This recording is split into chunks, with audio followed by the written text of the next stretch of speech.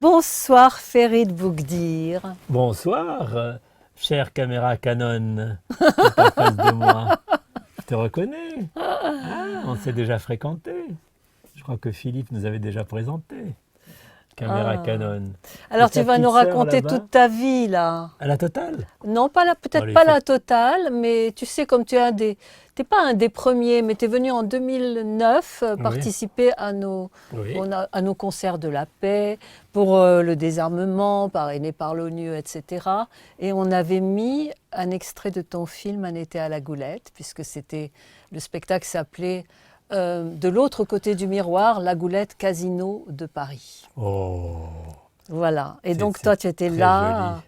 Et donc, on avait aussi Boujna, Claudia Cardinal et Tutti Quanti. On avait la Tunisie qui était là. Oh, c'était magnifique. Et c'était extraordinaire. Et donc, tu nous as suivis tout le temps parce que quand on fait des événements, donc, je t'ai dit, il y a toujours les petits spots qu'on avait tirés de ces témoignages de paix pour chacun. Et donc, toi, c'est un extrait du film Un été à la Goulette que j'adore. Oui, Parce que alors c'est ma vie.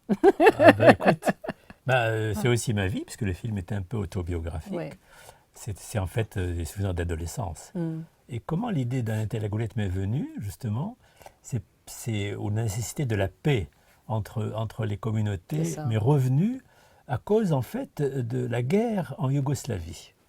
Parce que moi, souvent, quand on va chez le dentiste, il y a toujours des revues qu'on peut lire en attendant pour calmer sa frayeur devant l'arracheur de dents. Je ne sais pas pourquoi en France on dit mentir comme un arracheur de dents. Oui. Parce que Il j'imagine dit que... ça fait pas mal. Voilà, parce qu'il doit dire ça. Vous inquiétez pas, ça fait pas mal. Tu mens comme un arracheur de dents.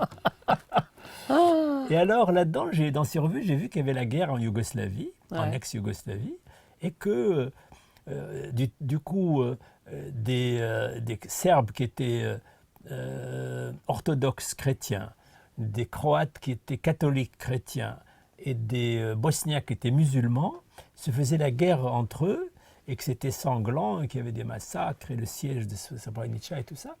Et je me suis dit, mais moi j'ai vécu le contraire. Mais oui, on a vécu le contraire. J'ai vécu au contraire... une harmonie, mais oui. une grande harmonie. Justement, et la Goulette, c'était vraiment le lieu où cette coexistence était la plus visible, avec une communauté juive tunisienne très importante, même majoritaire d'ailleurs à la Goulette. La deuxième communauté n'était même pas la communauté musulmane et arabe, c'est la communauté sicilienne, oui, catholique, exactement. qui avait son ça église. Madone. Non, mais ce qui était magnifique, Hélène, c'est que tous les 15 août, c'est la fête de la Madone. Donc les Siciliens de la Goulette, qui vivent dans le quartier de la Petite Sicile, ils allaient sortir la statue de la Madone de Trapani tenant le petit Jésus dans les bras pour aller bénir les pêcheurs. Donc on pouvait imaginer que c'était juste un truc entre chrétiens, quoi. Pas du tout. Or, pas du tout. Parce que pas du tout, tout le monde suivait ça. La procession de la Madone, qui est catholique, était suivie par les Juifs de Tunisie, qui étaient à la Goulette, les musulmans, les femmes voilées en voile blanc qui poussaient des you-you. Mais on adorait ça, c'était la fête. C'était la patronne de la ville. Donc là, les différences entre religions s'estompaient totalement. Donc en fait, en lisant ces nouvelles qu'on pouvait s'entretuer pour des causes de religion, vraiment des bouffées de souvenirs de cette adolescente heureuse, cette adolescence heureuse me sont revenues. Et je me suis dit, bon, il faut que je fasse un film là-dessus. Et puis comme la Goulette, c'est aussi un endroit de plaisir, parce que les Goulettois, c'est des bons vivants. On ne peut pas dire le contraire. Ils passent leur temps à chercher les plaisirs quotidiens de la vie, à manger du matin au soir. Les glibettes, voilà. Les glibettes toute la journée. Les graines de tournesol ou les graines de pain. Et puis avec des horaires. Par exemple, on va prendre un sandwich au thon. Et puis, oh mais attends, fricassé. J'avais un ami qui disait, tu sais, vers midi, oh là là, tu sais que j'ai rien mangé depuis 10h30. Oui, c'est la Goulette, ça, c'est vrai. Et l'après-midi, il me faut quand même une citronnade là, avec un croquant. Oui, parce que depuis 14h, depuis 14h, j'ai rien mangé. Il faut que je. Et puis, j'ai un petit creux, peut-être un sandwich au thon, voilà, en attendant le dîner. Énorme, c'est énorme en plus, ces gros sandwichs. En attendant le dîner. Les sandwichs tunisiens, c'est... Peut-être un petit peu de verre de eau-de-vie de figue, de bourra. Ah, un peu de bourra aussi. Avec une petite tranche de boutargue de mulet, bien salée, à mettre sur une petite tartine. Et maintenant, c'est devenu un luxe, la boutargue, parce que ça coûte une fortune. Mais moi, quand j'étais petit, oui, c'était le goûter. C'était le goûter. Vous vendez des tranches de boutargue, c'est du pain blanc. Voilà. C'est ça. Et donc, je me suis dit, moi, je suis quand même incapable d'inventer. Je me suis dit, je vais remettre mes souvenirs d'enfance, mais en même temps, comme la Goulette est un endroit de plaisir, je ne peux pas faire autre chose qu'une comédie. Je ne peux pas faire un film démonstratif avec une thèse, voilà, les religions sont capables de vivre ensemble, dommage que... Moi, par exemple, pour revenir à la religion juive, parce que moi, mes copains de lycée étaient majoritairement juifs. Hein. Bon, catholiques, comme mon ami Claude Danin. En fait, dans l'été à la Goulette, on retrouve vraiment ce que j'ai vécu, parce que mes deux meilleurs amis, l'un était juif tunisien, qui était Joël Taïeb, l'autre était fils de Sicilien catholique, qui était Claude Danna, pas D-A-N-A, Danna, D-A-N-A, comme D'Annunzio, tu vois. Et donc, mais à aucun moment, moi, j'ai pensé que l'un était juif et l'autre catholique. Jamais, c'était mes copains. Le cadet de nos soucis. Complètement. Mais vraiment, il a fallu un gros effort pour dire, ah bon? C'est ça. Mes frères d'enfance sont différents de moi. Mais non, ils ne sont pas différents de moi. C'est mes frères. Bah, c'était pas la question. Oh non, on ne se posait même pas la question. Vraiment pas. Alors tu vois, pour revenir aux nouvelles générations malheureusement plus intégristes, bon, c'est vrai que tous les conflits au Proche-Orient et tout, ça a attisé. Hein, Bien ça sûr, ça n'a pas arrangé les choses. Ça a attisé l'antisémitisme chez les jeunes musulmans d'ici, parce qu'on leur montre que, voilà... en Israël, c'est les gens les femmes qui sont obligées d'accoucher dans les barrages, ils ne peuvent pas avancer. Du côté juif, tu as aussi, malheureusement, je le dis sans méchanceté, à cause de cela, une islamophobie aussi qui gagne, qu'il faut se méfier de ces Arabes musulmans parce qu'ils peuvent devenir intégristes. Et donc, on dirait que le conflit du Proche-Orient est exporté en France, où il y a en France, il faut le dire aussi, c'est que c'est la plus forte communauté maghrébine d'Europe est en France et la plus forte communauté juive d'Europe est en France. C'est assez explosif quand même. C'est-à-dire, et donc, c'est logique que les uns inconditionnels d'Israël, parce que c'est une partie de leur identité, vie, les autres cherchant une identité face au fait qu'on leur rappelle qu'ils ne sont pas des vrais Français, puisque délit de faciès, pas d'entrer dans les boîtes de nuit, pas de boulot, pas de tout ça. Ça crée malheureusement les bases pour l'extrémisme. Pour les gens qui vont se dire, puisque je suis rejeté, je vais tendre une oreille à un imam, cet imam fou là, qui dit, ils ne veulent pas de vous, vous devez être contre eux. Quoi. Et c'est terrible, parce que moi qui ai vécu ces possibilités extraordinaires de paix et d'harmonie, de voir comment ces dérives post-mur de Berlin, je le dis parce que vraiment c'est ça la date. Alors moi je trouve ça drôle, parce que pour revenir à la Goulette où je passais mes vacances moi aussi, parce que j'habitais à Alfaouine, le quartier de mes parents, la Babsuka, c'est que mes copains justement juifs, leur père était dans une génération très laxiste par rapport aux règles religieuses. Par exemple, il disait oui, bon, je sais que le jambon, on n'a pas le droit d'en manger, mais il paraît que c'est bon pour la santé. Alors, et toi, mon fils, tu es un peu rachitique, là, tu faut que tu fais pas beaucoup de sport. Il faut que tu en prennes Prends un petit sandwich au jambon de chez Joseph, là, à la Marsa. Bon, ça va, j'ai rien vu, tu vois. Et alors, le plus beau, c'est que la Goulette, justement, bon, dans la synagogue de la Goulette, qui est toujours en activité, bien sûr, et l'église aussi, d'ailleurs, toujours en activité, c'est quand même magnifique, l'église catholique. Alors, il y a une cérémonie dans la synagogue où il faut 10 personnes. Ah. Or, des fois, ils n'étaient que 7 dans la synagogue. Alors, tu vois le type de synagogue qui ouvre la porte à la Goulette de la synagogue, qui voit 3 Arabes qui passent. « Hé, Mohamed, Ali, Hassan, venez là, venez, on a besoin de vous. Allez, rentrez à la synagogue. » On leur met le talit, le châle de prière sur les épaules. On dit, ça y est, on est 10, on peut faire la cérémonie. Excellent. Mais c'était tellement souple, la Goulette, justement, le rapport à la religion. On arrange. Oui, parce que l'humain est plus fort que le dogme. C'est ça, la leçon de la Goulette, c'est que la vie est plus forte que le dogme. Et qu'en réalité, la vie, il ne faut pas obéir aveuglément à des textes. Non, il faut s'accommoder avec ces textes, adapter à l'être humain. Et des fois, les contourner. Et des fois, les transgresser, mais discrètement, pour ne pas choquer. Et c'est tout ce que tu as montré dans ce film merveilleux. Parce que les musulmanes allaient prier, je ne sais plus quelle sainte. Oui. J'ai vu ça. C'était magnifique. Et réciproquement, d'ailleurs, du moment que ça marche. Mais oui. Là, Pourquoi s'en priver? Mais pourquoi s'en priver? Mais c'est une forme de sagesse et de philosophie. Oui, oui, oui. Moi, quand j'ai tourné le film On était à la Goulette, je suis rentré dans l'église catholique de la Goulette, qui est toujours là. Elle est magnifique. Ouais. Ah oui, elle est très belle. Ils l'ont refaite à neuf d'ailleurs. Moi, je ne sais plus quelle année. Je suis allée, ils étaient en train de restaurer les peintures. Alors, j'étais en préparation du film, donc, et je vois, attends, mais cette dame-là, là, c'est pas... mais c'est la cousine de ma belle-sœur, là. Souad, qu'est-ce que tu fais là, Souad? Avec un cierge. Avec un cierge? Je lui dis, mais toi, Souad Belhassan, normalement tu es musulmane. Normalement, Elle me dit, non, moi je viens toujours... prier la Vierge. Prier la Vierge et mettre une chandelle. Parce qu'elle exauce mes prières. Parce qu'elle exauce mes prières. Ben oui, bien sûr. Alors tu sais, Hélène, il y a une chose extraordinaire à ce moment-là qui est survenue. Elle m'a dit, regarde. Et bon, elle m'a montré comment la bougie avait fondu dans la petite assiette en dessous. Et je te jure que c'est vrai, la bougie fondue avait la forme d'une mère qui tenait un bébé. Oh, c'est beau. C'est-à-dire que c'était la Vierge Marie. J'ai dit, attends, j'hallucine. C'est magnifique. Oui. Et elle me dit, tu vois que j'ai raison. Vois, oui, je suis musulmane, mais je viens prier la Vierge. Je constate. Et voilà, et elle me répond. Mais j'en ai eu des frissons. Oui, puis je les ai sentis là, pendant que tu racontais ça. Mais c'est pas possible, c'est extraordinaire. Et puis il y a le mausolée à la Goulette, c'est lequel d'ailleurs? Je commençais à les mélanger, Sidi Salah, je crois. Ben, les Juifs y allaient. En disant, bon, on va faire une offrande, on ne sait jamais, pour que mon fils ait le baccalauréat. Bien sûr, et ça marche. Qu'est-ce que je perds, tu vois? Et donc, il y avait ce syncrétisme extraordinaire. C'était la joie, surtout, la joie de vivre. Les Juifs tunisiens de la Goulette étaient tellement laxistes, comme je t'ai dit, allez, viens, Mohamed, viens, on va faire la cérémonie, que là, depuis New York, on leur a envoyé un rabbin pour les redresser un peu. Ah bon? Le rabbin Pinson, bien sûr, qui est un rabbin Lubavitch. Ah, comme dans Rabbi Jacob, là. Oui, complètement. Lubavitch, bon, ils sont assez quand même sérieux sur les dogmes religieux, tu vois. Oui, c'est très sérieux. Avec les nattes, les bouclettes. Oui, tu vois, les papillotes. Les papillotes et tout ça.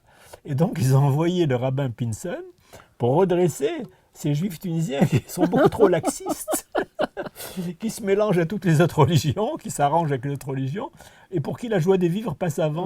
Oui, bien sûr, l'amour et la joie de vivre passent avant. Alors, le rabbin Pinson a fait une école, je crois, qui existait encore il y a 2-3 ans, parce que les enfants qui jouaient dans l'été à la Goulette, les enfants juifs comme Gabriel Bentura, que je salue, il était à l'école Pinson. Donc il a fait l'école Pinson, l'école juive de Tunis, c'était pour rappeler cette communauté le dogme, juive, le dogme. oui, un peu trop laxiste, quand même les règles religieuses. C'est excellent. Et ça, c'est magnifique, ça. Quand on a vécu ça, comment ne pas croire en l'homme et en la possibilité justement de la paix, de l'entente au-delà de ces soubresauts qui reviennent régulièrement, quoi, de divisions, qui sont malheureusement entretenus, il faut le dire, par tous les populistes et les démagogues, les candidats aux élections qui, chaque fois... ils versent de l'huile sur le feu. Comme toujours dans l'histoire, tu vois, les populistes, à l'époque, Hitler, il disait c'est la faute des Juifs. Et donc, il est allé jusqu'au pire massacre du XXe siècle, l'horreur, la Shoah. En fait, tu as fait un film qui montre cette harmonie et il a été primé partout. J'en suis comblé, tu peux être Hélène. Très fier de ce que tu as fait. Je te remercie. Non, je suis très fier parce que de l'écho du film, ça donne de l'espoir. Quand un tel film a un tel succès, et que les gens disent « Ah bon ?» Là, dans la même table, jouant à la belote, il y a juifs, arabes et catholiques qui s'engueulent et tout, mais ils s'adorent. Et puis, dans le film, leurs 3 filles de 16 ans, l'une qui est musulmane, l'autre juive et l'autre catholique, rien que pour embêter leur père et les faire enrager, elles vont faire le serment qu'elles perdront leur virginité le jour du 15 août, le jour de la sortie de la Vierge. Et en fait, évidemment, elles font que ça pour faire enrager leur père. Mais rien que ça va briser momentanément l'amitié des 3 pères. Parce que moi, ce que je voulais montrer, c'est qu'en réalité, ils sont beaux, l'un est juif, l'autre musulman, l'autre catholique, sont 3 méditerranéens. Et que leur point commun, comme beaucoup de pères siciliens ou grecs, c'est « touche pas à ma fille ». Et donc, c'est pour montrer que les filles, elles ont joué sur ce ressort-là, mais que finalement les pères vont se réconcilier parce que leur amitié est quand même... est plus forte. Et leur kiff, comme on dit, de prendre leur verre ensemble, de jouer ensemble, ils ne vont pas le sacrifier. Donc ils vont tout faire pour se réconcilier. Et donc que la vie l'emporte et pas les choses qui viennent contrarier cette harmonie et cette vie. Et il faut tout le temps rappeler ça. Parce que voir le côté, entre guillemets, optimiste ou le verre... il est à moitié plein, ce verre, bah oui. Hélène. Bah oui. Mais qui a dit qu'il était à moitié vide? C'est un verre à moitié plein. Chacun Pour voit moi, il comme est à moitié plein. Bah oui, moi il y a aussi. encore de l'eau, je peux encore boire. Voilà. Donc, tout va bien. Bien sûr, pourquoi me désespérer du fait que notre ami Philippe a bu la moitié, non? Alors raconte-nous le Khalfawin, ton film Khalfawin. Alors, Khalfawin, c'est mon premier long métrage. Khalfawin, L'enfant des terrasses, c'est le sous-titre du film. Et c'est un film qui est directement inspiré de mon enfance. Un été à la Goulette, c'était mon adolescence. Ouais. En fait, j'ai fait 3 films, une trilogie. Le premier s'appelle Khalfawin, c'est vraiment inspiré directement de mon enfance dans ce vieux quartier arabe populaire de Tunis qui s'appelle Khalfawin. Le deuxième, c'est Un été à la Goulette, parce que la Goulette, c'est la plage, la ville balnéaire où on passait nos vacances d'été. Et le troisième s'appelle Parfum de printemps. Ah, j'adore. C'est plus l'enfance, c'est plus l'adolescence, c'est l'âge adulte. C'est-à-dire c'est les 3 périodes de la vie.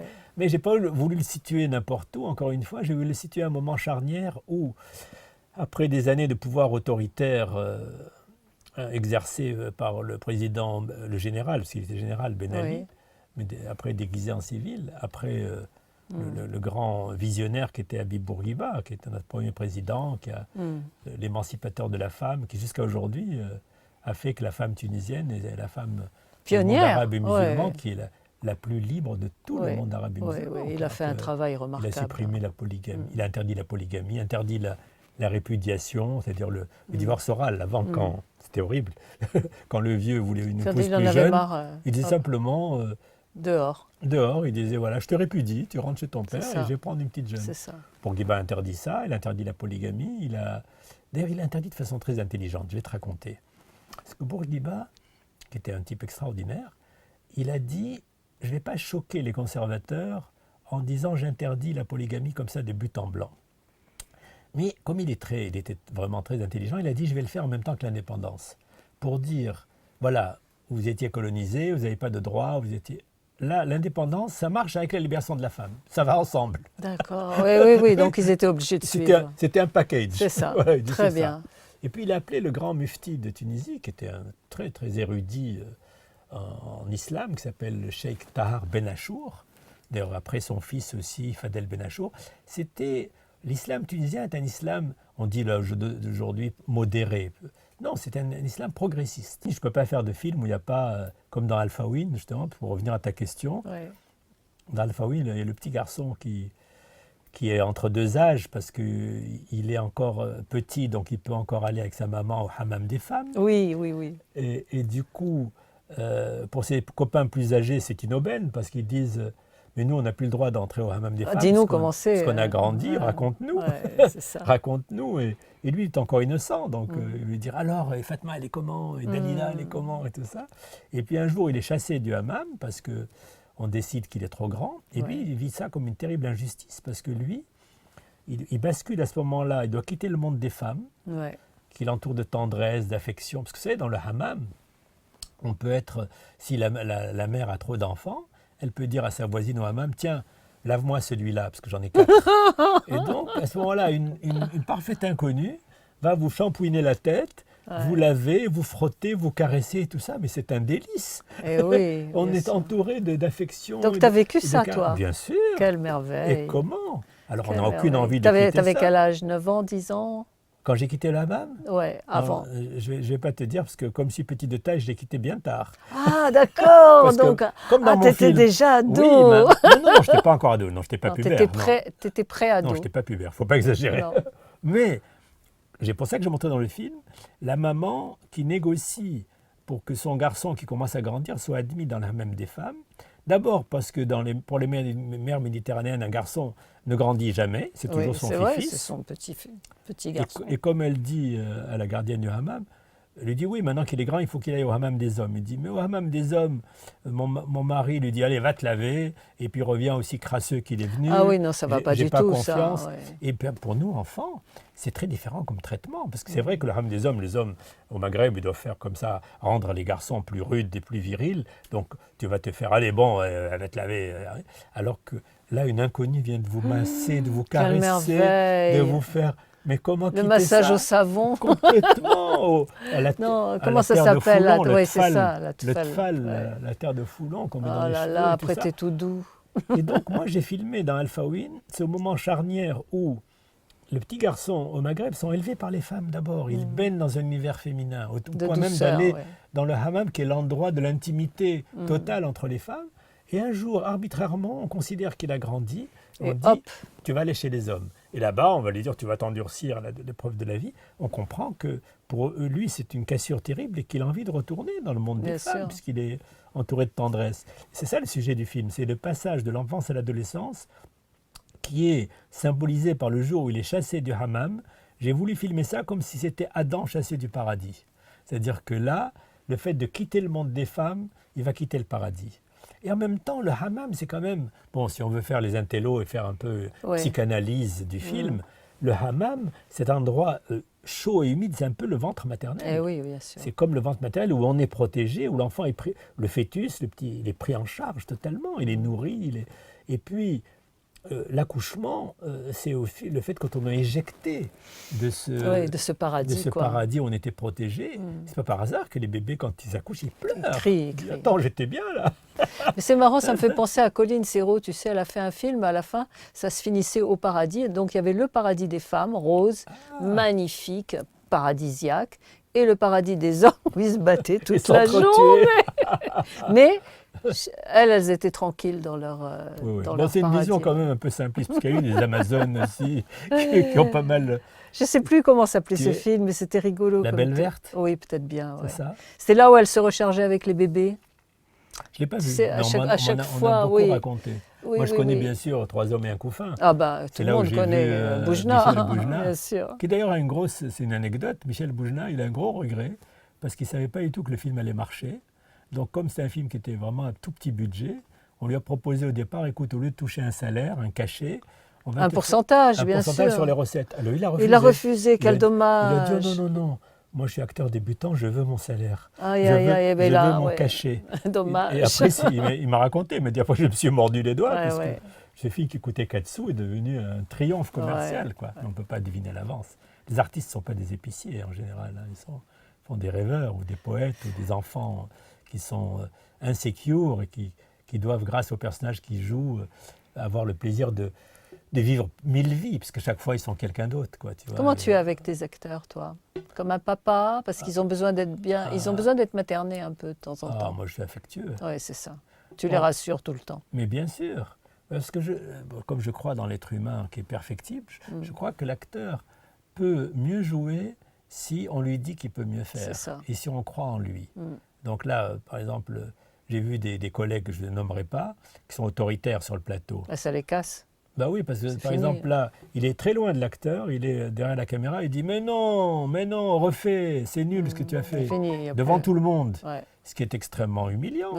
Non, moi ce que je fais, si tu veux savoir comment je procède, moi c'est tout simple. Je vais jusqu'à l'acteur et je lui chuchote dans l'oreille, bien sûr. Et je lui dis, c'était bien, mais tu sais, je te connais, tu peux faire encore mieux. Tu peux faire, vas-y, tu peux faire. Et c'est vrai, il donne mieux. Il donne mieux. Et là, dans le film Zizou, je me rappelle, j'avais un acteur magnifique, mais qui n'était pas sûr de lui du tout. Il était formidable, ton acteur. Oui, celui-là. Tu parles du deuxième rôle. Le deuxième rôle, c'est celui qui l'accueille quand il arrive au marché Souk-Monsé B pour devenir installateur de parabole.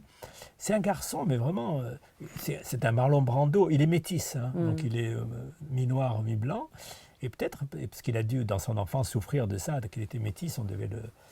Parce que ça existe aussi, bien sûr, le racisme au Maghreb. Tu es un black, etc.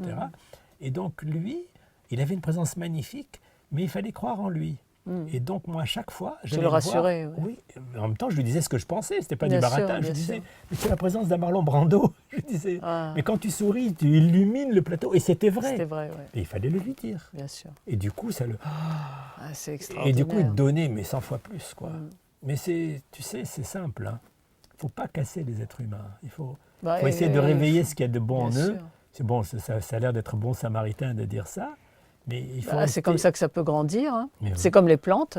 Mais oui, et puis, parce qu'il y a effectivement dans l'être humain quelque chose qu'on peut sans forcément être démagogue, faire pousser dans Mais le de toute bon façon, sens. il y a des expériences qui ont été faites juste avec une plante. Si tu l'engueules Ouais. toute la journée et tous les jours, Tu veux dire que elle cette va plante qui est crever. derrière nous, Elle pourrait crever. ça va ma petite biche? Celle-là, ça va. Ah oui, Mais une orchidée. en leur disant Pas des d'orchidée gentilles pour Mrs. choses, Elle elles s'épanouissent Bien complètement. sûr, ça compte les ondes positives. Et puis, Ouais, c'est plus que ça compte. C'est en plus Tunisie, que où nous ça. sommes un peuple assez souriant, heureusement. Moi, quand je fais mes films, Ouais. je te dis la vérité, Hélène, c'est comme si je recevais des gens à ma table. Ben, je comprends. Je me dis... Moi aussi. Voilà. Oui, absolument. Tu sais, on a se rejoint là-dessus. tourné Retour à la Goulette pour moi. Je suis oui. partie avec Florence, ma coéquipière. Et on a été reçus dans l'appartement que j'habitais à Tunis avec mes parents, rue Essadekia. Et le là où les garçons venaient siffler sous ta fenêtre. Bien non, sûr. pas encore. J'étais, tu sais, 13 ans. 13 ans, pas encore. Non. Tu as raison. Pas Non, encore. on entendait, il y avait l'école des maristes, on entendait le oui. sifflement de... C'est l'heure du cours. Il y avait l'école Notre-Dame de C'est- Sion. Ah non, ça, je faisais mes Qui était rue études de là-bas. Hollande. Oui, ça, peu j'allais plus tous loin. les jours là-bas. Ouais. Bref, c'est là que j'ai commencé à chanter d'ailleurs, à la Ma chorale de chère. l'école. Merci les bonnes sœurs. Ça nous a donné Hélène Kibaro. Et donc... Que Dieu bénisse votre éducation Exactement. chrétienne, catholique, Exactement. ouverte au chant. Ouverte au chant et qui a révélé la vocation, quoi, en fait. Elles m'ont choisi, elles ont dit celle-ci, là, Ah, c'est dans la formidable. chorale et soliste. Formidable. Donc, d'un seul coup, on comprend des choses. C'est trop beau. Bref, je retourne donc. C'était filmé donc par ma copine qui avait sa caméra et tout ça.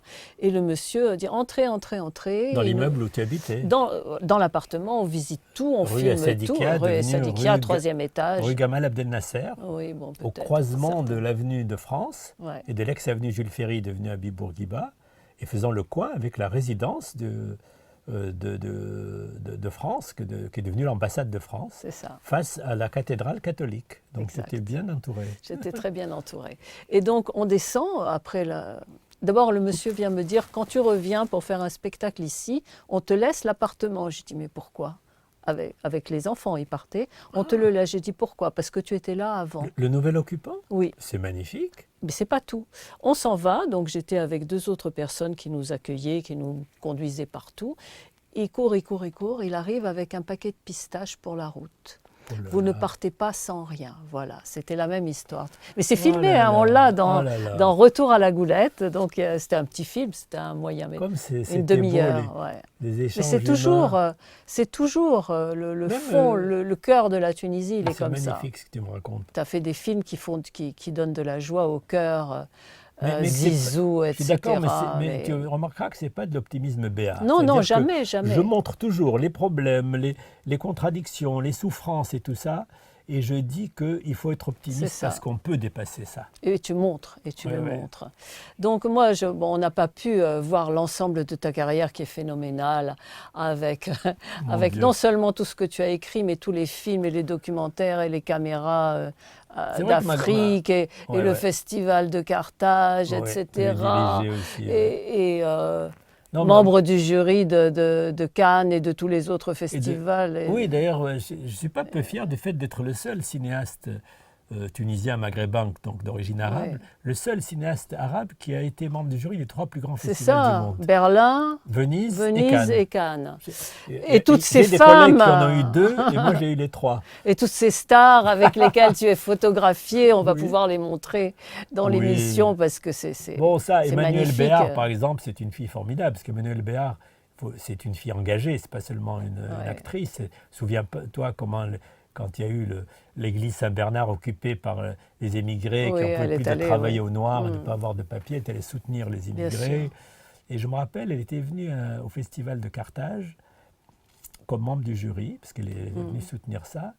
Et moi, j'ai passé à ce moment-là un extrait de mon film Caméra d'Afrique, justement, où on voyait le premier grand cinéaste africain, c'est l'écrivain et cinéaste sénégalais Sambène Ousmane, qui est un autodidacte complet, qui était pêcheur, mécanicien, docker à Marseille, et qui, lui, dans ce Caméra d'Afrique, il dit, moi je pose la question, est-ce que vos films sont bien compris par l'Europe ? Il dit, mais moi j'en ai rien à faire de l'Europe, moi mes films sont faits pour l'Afrique. Et voilà. Il dit, j'ai pas besoin de l'assentiment de l'Europe. Il dit, mais regardez, il dit, si vous regardez l'Afrique, vous pouvez mettre l'Europe dedans et l'Amérique, il restera encore de la place.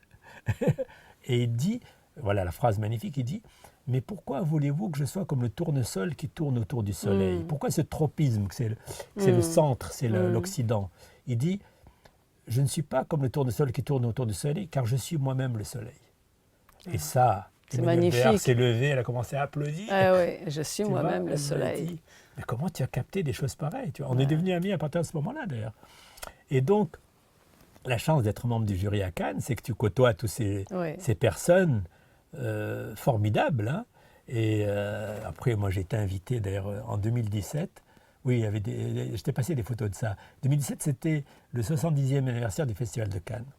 Et comme mon film Alphaouine avait fait un bruit incroyable quand il est sorti à Cannes en 90, mais je ne m'attendais pas à ça, tu vois. Les gens disaient, ils voyaient pour la première fois, c'était juste avant la guerre du Golfe, le monde arabe, qu'on leur montrait comme menaçant et tout, ils le voyaient vu par les yeux d'un enfant et qui filmait ce que les touristes ne voient pas, c'est-à-dire l'intérieur des maisons et le fait que les femmes sont beaucoup plus libérées qu'on ne croit, alors qu'on a vu toute la propagande, le tchador, les femmes en Iran et tout ça. Et on voyait que les femmes tunisiennes, sous les apparences parfois de la soumission, étaient beaucoup plus libres et beaucoup plus fortes que les hommes. Et les gens étaient ravis de découvrir ce monde vu de l'intérieur par quelqu'un qui y vivait. Et le film Alphaouine, tu vas me poser des questions là-dessus, il a eu un succès fou à cause de ça.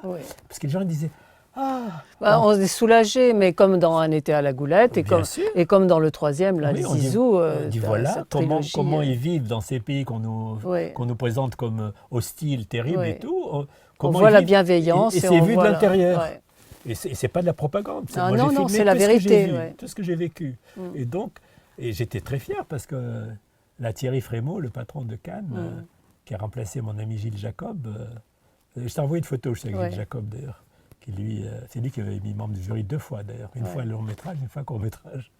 Et donc il me dit, tu vas être invité parmi les 120 personnalités qui ont marqué l'histoire du Festival de Cannes. Je dis, le petit garçon du quartier Alphaoui de Tunis, qui en filmant son enfance, devient invité et est dans les rangs à côté.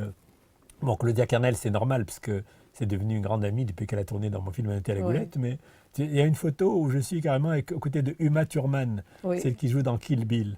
Et alors, elle fait 2 fois ma taille, c'est pas 3 fois ma taille. Elle est tellement grande. Et on voit dans la photo que je l'aide à descendre l'estrade où sont réunis tout ce monde-là. Ça, si tu veux, ça aussi, c'est de la bande dessinée.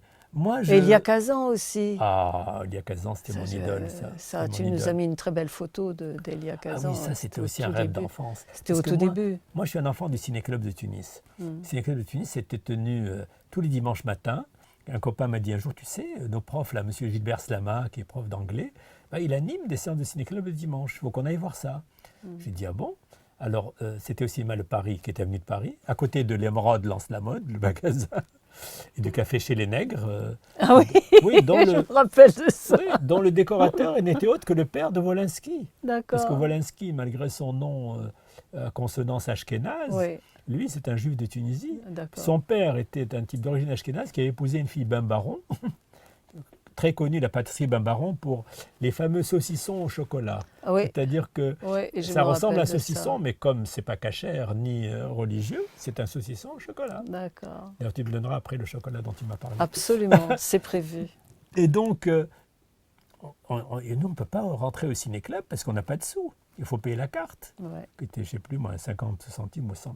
Alors, ce qu'on a fait comme subterfuge, l'un d'entre nous a acheté une carte, et puis, cinéma de Paris, il a les toilettes qui vont sur c'est ça, voilà, et on passe par derrière. Alors, un d'entre nous a pris sa carte, puis il est entré, il est allé, soi-disant, aux toilettes, il nous a ouvert la porte arrière du cinéma, on est tous rentrés, en baissant la tête. Pour qu'on ne nous voit pas rentrer, on a baissé la tête, on s'est mis au premier rang, et on a vu avec émerveillement que les films, c'était pas juste un divertissement, mais que ça pouvait être d'une richesse, d'une profondeur incroyable, parce que nos professeurs, Gilbert Slama, et moi, le premier film que j'ai vu, c'était le film de Elia Kazan qui s'appelait Un homme dans la foule. Comment, justement, un chanteur aimé du public devient un démagogue et devient un populiste. C'est le premier film que j'ai vu dans ce ciné-club, tu imagines? Donc un futur Trump, un futur Zemmour, un futur, tu vois, démagogue. Et c'était fabuleux comment la femme qui était tombée amoureuse de lui, qui l'aidait à monter, va découvrir peu à peu que c'était un menteur, un démagogue. Et dans le débat, je dis, le cinéma, c'est si riche énorme, que ça. C'est énorme. Et après, évidemment, quand j'ai vu les autres films d'Elia Kazan, comme c'est lui qui a découvert Marlon Brando, premier film sur les quais, c'est lui qui a découvert James Dean, dans À l'Est d'Éden. Et tu t'es retrouvé chez lui à New York?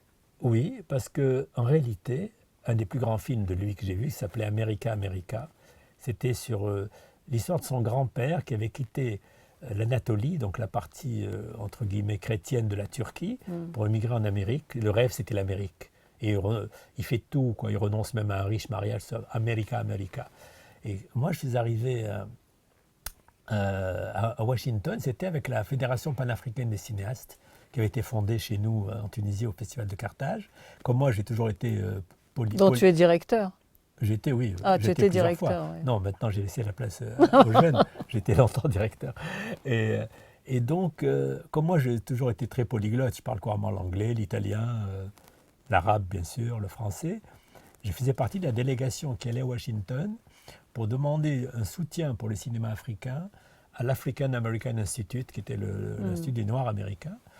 Et donc, ils m'ont dit à New York, on devait faire le tour des États-Unis. Ils m'ont dit à New York, bon, qu'est-ce que vous voulez voir? Qui voulez-vous visiter? Je lui ai dit, moi, mon rêve, c'est de rencontrer Elia Kazan. Parce que pour moi, Elia Kazan, c'est Dieu. C'est lui qui a créé le cinéma. Et ils me disent, ben justement, il habite à New York, il n'habite pas du tout à Hollywood, à Los Angeles. Et on peut vous le faire rencontrer. Mais c'est un moment le cadeau inouï, parce que là, et je m'aperçois avec étonnement, je vais voir Elia Kazan dans son appartement de New York, un appartement modeste. Le gars, c'est pas du tout le nabab d'Hollywood, quoi. Il est tout simple. Et puis, il me dit qu'il est fauché. Je dis pourquoi? Il me dit parce qu'ici, c'est le pays de dollars. Si vos derniers films n'ont pas rapporté des montants de dollars, vous ne trouvez plus de producteurs pour vous produire. Je dis, mais vous avez un film admirable qui s'appelle Le Fleuve Sauvage avec Montgomery Clift et Lee Remick. Il me dit, oh, celui-là, je crois que même le négatif a été détruit tellement il n'a pas rapporté d'argent, quoi. Et alors, je lui ai dit, il me dit d'ailleurs maintenant, je suis devenu romancier. C'est plus facile d'écrire des livres. Oui, c'est moins cher. Donc il a écrit Les Visiteurs, il a écrit aussi L'Arrangement, qu'il a réussi à tourner avec Kirk Douglas. Et donc là, l'histoire d'Elia Kazan me dit, bon, vous êtes là pourquoi? J'ai dit, moi je suis né avec une délégation africaine et je vais passer un court-métrage de moi, c'était un court-métrage satirique, on se moque de la petite bourgeoisie tunisienne sous la colonisation d'ailleurs, qui veut faire comme les Français, partir en pique-nique. C'est un film qui est d'ailleurs dans le DVD de mon film Alpha Win, qui a été heureusement remasterisé en haute définition, en même temps qu'un était à la Goulette. Là, le distributeur Rimini, il a fait un travail fantastique parce qu'il a fait une espèce d'album où tu as Alpha Win, où on était à la Goulette, d'un côté en DVD, de l'autre côté en Blu-ray, donc si tu veux en HD, avec un petit bouquin au milieu. Et vraiment, c'est une espèce de truc, de trésor. Et il m'a dit, donne-moi ce que tu as fait ailleurs, qu'on le mette comme bonus. Donc par exemple, tu vois Alpha Win, il y a le pique-nique comme bonus. Donc le pique-nique passait à New York. Et Elia Kazan me dit, il passe à quelle heure ton film? Je lui dis, 17h30. Il dit, bon, je viens le voir. Je dis, quoi? Et voilà. Et on arrive au Musée d'art moderne de New York, où les films devaient passer. J'arrive la main dans la main avec Elia Kazan. Les gens me disent, mais attends, mais où tu as trouvé Elia Kazan? Tu ramènes Elia Kazan? Magnifique. Et donc, il a vu le film, il m'a trouvé que c'était plein d'humour et tout. Bon, et l'année d'après, moi, j'étais étudiant à ce moment-là. Je lui ai écrit. Et je lui ai dit, est-ce que vous vous souvenez de moi? Et sa réponse était magnifique. Il m'a répondu, il m'a dit, what kind of question is that? Comment ça? Est-ce que je me souviens de toi? Bien sûr que je me souviens de toi. Et puis, comme si on était des vieux potes, il me dit, oui, il semblerait que je vais finalement refaire un film. Ah, il était content. Parce qu'on me propose maintenant d'adapter un livre de Scott Fitzgerald, celui qui a écrit Gatsby le Magnifique. Il a fait un autre livre sur un grand producteur un peu fou quoi, de Hollywood, qui faisait des films pas comme les autres et tout ça, qui a vraiment voué sa vie au cinéma. Et le livre de Fitzgerald s'appelle Le Dernier Nabab. Et je dois le faire avec Robert De Niro. Et il a fait ce film avec Robert De Niro, Robert Mitchum et tout ça. Et je crois que ça n'a pas dû rapporter beaucoup d'argent, parce qu'après, il n'a plus fait de film.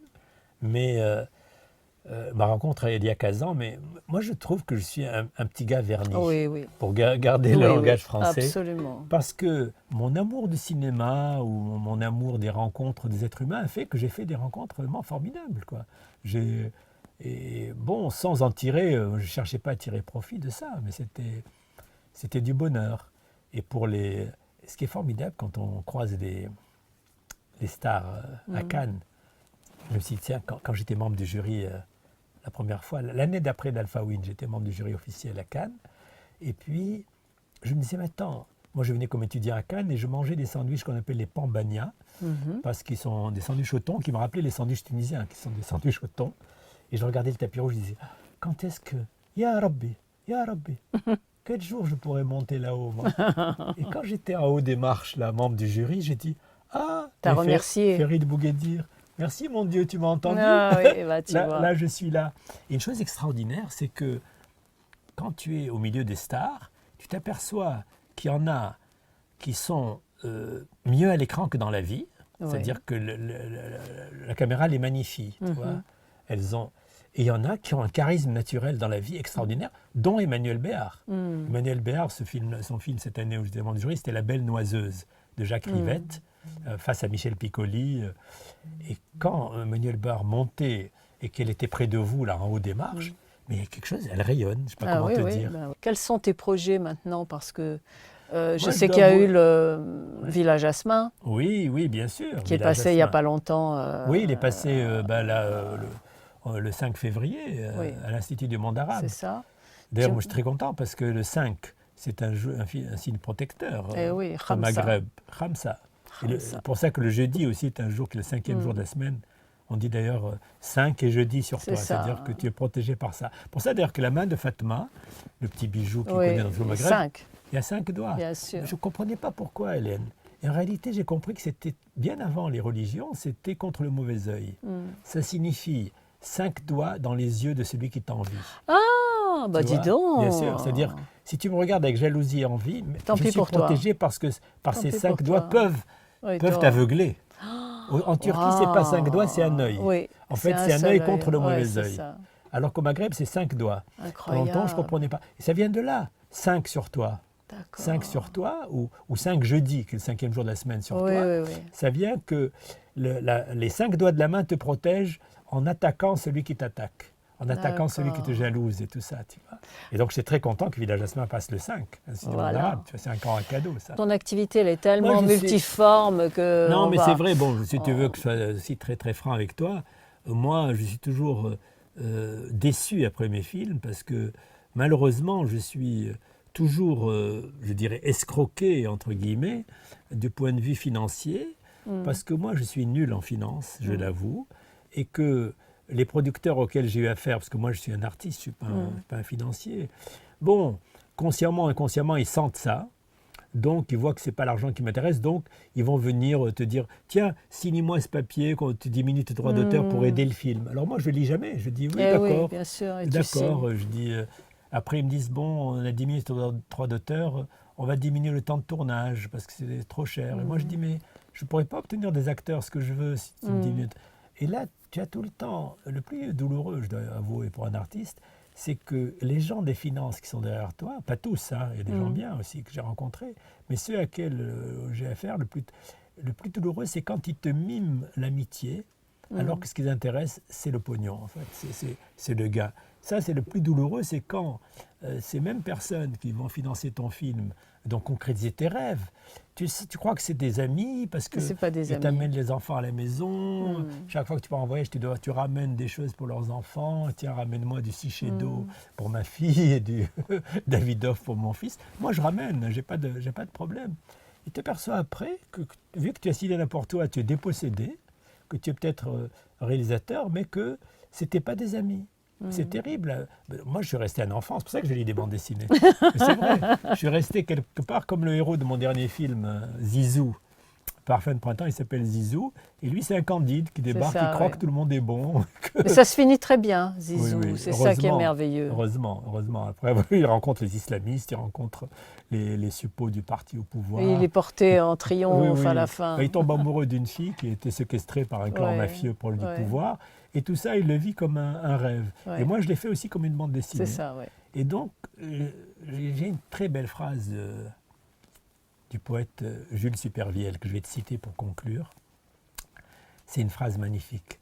Jules Supervielle, il dit, texto, « Je ne veux pas tuer en moi l'enfant dont chaque adulte est l'assassin. » Wow. C'est une phrase extraordinaire, c'est-à-dire que chaque adulte croit que pour devenir adulte, il faut tuer l'enfant en lui. Au contraire. Et lui, il dit, je ne veux pas tuer en moi l'enfant dont chaque adulte est l'assassin. Et ça a été toute ma vie, j'étais... Ta devise? Ma devise, je veux rester comme un enfant, ouvert à la découverte, ouvert au monde, ouvert au bonheur, pouvant si possible partager et donner aux autres, parce qu'il ne faut pas être égoïste. Et ça, je le dois aussi aux bandes dessinées. Hein.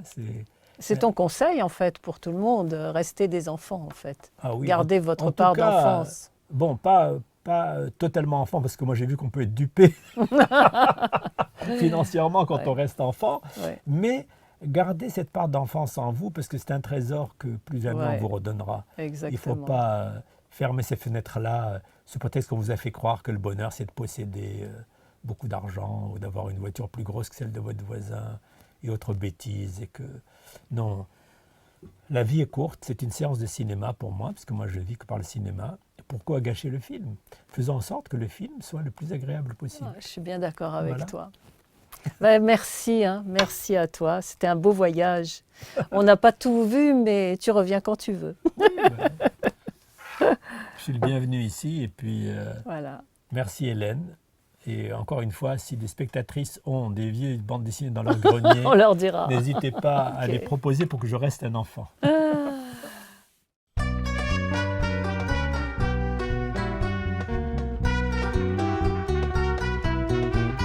Sur mon cheval blanc, tu m'as hissé posé devant sur ma taille. Je sens tes bras qui m'enlacent étroitement. Sur mon cheval blanc, tu m'as hissé posé devant sur ma taille. Je sens tes bras qui m'enlacent étroitement. Entre le ciel et la mer, mon amour, nous chevauchons de concert. Mon amour, nous allons de par le monde enchanté apporter la paix. Sur mon cheval blanc, tu m'as hissé posé devant sur ma taille. Je sens tes bras qui m'enlacent étroitement. Sur le sable au long des plages, c'est ça beau scande le voyage. Sur le sable au long des plages, c'est ça beau scande le voyage. Tu lis en moi à livre ouvert, car pour toi tout est si clair. Sur le sable au long des plages, c'est ça beau scande le voyage. Je lis en toi à livre ouvert, car pour moi tout est si clair. C'est comme si depuis des années-lumière, tu me connaissais toi mon frère. C'est comme si depuis des années-lumière, je te connaissais toi mon frère.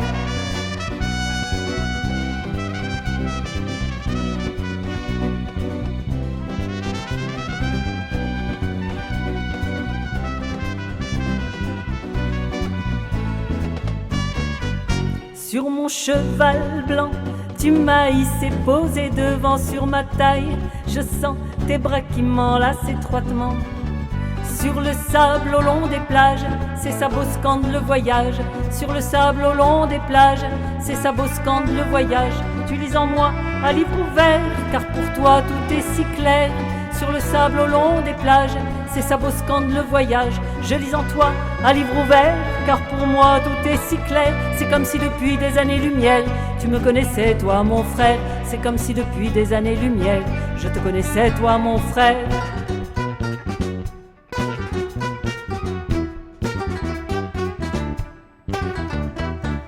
Sur mon cheval blanc, tu m'as hissé posé devant sur ma taille. Je sens tes bras qui m'enlacent étroitement.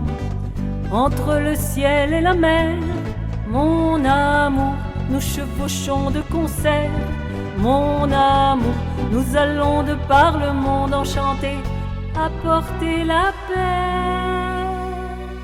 Sur mon cheval blanc.